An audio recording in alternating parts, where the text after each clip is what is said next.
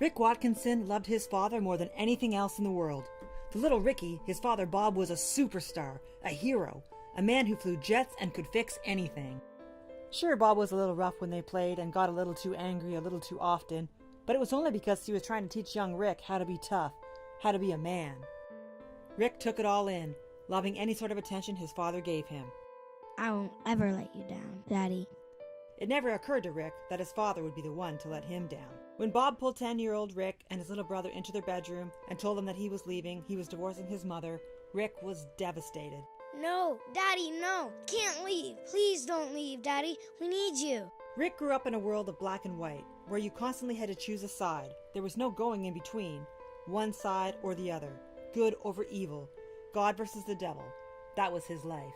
When Bob chose another woman over his own family, Rick felt completely and utterly betrayed, and the love for his father turned to a bitter and vengeful hate. Not knowing what else to do, he buried his emotions deep inside, shut himself off, and became Ghost. His mother offered his young, confused mind no help. God would save them, she said.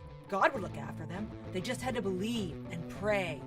Don the armor in the fight against Satan and his army of demons. Ricky would lead the way, and with his special gift, he was Christ's little warrior. Trying to escape it all, Rick took to crawling out his bedroom window and roaming the streets, finding solace in the darkness. But the darkness held its own troubles, which Rick had no trouble finding. By the time he was 15, life was spiraling out of control. One thing after another, violence, death, destruction, no one to trust, no one to talk to, especially not his parents. Contrary to his mother's unwavering belief, God had not saved him. In fact, God had only magnified his inner turmoil. When he was forced to move to Alaska to live with his father and his father's new wife, Rosemary, the tension and violence within the family escalated. His only solace was in the Navy JROTC, where he found peace and a sense of purpose. On November 30th, 1994, his father came to the school and pulled him from JROTC. Rick was furious. As he lay on his bed listening to his father and Rosemary argue, his mind began to lose control. Then his father told him to get out. No money for a ticket back to Oregon. Just get the hell out by the morning. His father had chosen her again, just like when he was a 10-year-old boy. His mind crazy with emotion, he couldn't deny the crashing waves of pain and heartache that exploded through his body. He was lost, broken, drowning. Time ceased to have any meaning. All he could feel was the numbing howl of pent-up emotions screaming in his ears. He tried to breathe, to somehow slow the building rage. He tried to intercept his thoughts with others. He tried to wedge his conscious mind back somewhere into the present. He couldn't. His head felt heavy. The pressure built. His vision blurred. The pressure built. His muscles tensed. The pressure built.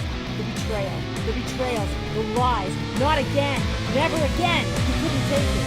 Shut the hell up! Ghost is the true story of Rick Watkinson, his journey from a stormy, confused childhood to his current stay in an Alaskan state prison. Who is this man, and what causes a person to cross the boundaries of humanity? Can these events be strictly traced to upbringing and environment, or do some people have an inherent propensity for evil? Is redemption or rehabilitation even possible? Watkinson's compelling story and subsequent trial and harsh sentencing raise serious questions about society in general, the treatment of minors, and the power of the American justice system. Stripped down to its core, this is a story of a boy who just wanted to be loved, a boy who just wanted to belong and be part of a family, whatever that incarnation of a family might have been. He is not asking for forgiveness, nor is he expecting us to give it. His life is his life, and his mistakes are his mistakes. He cannot change the past or give life to his father or stepmother. He can only move forward, continuing to find the light in a life of darkness.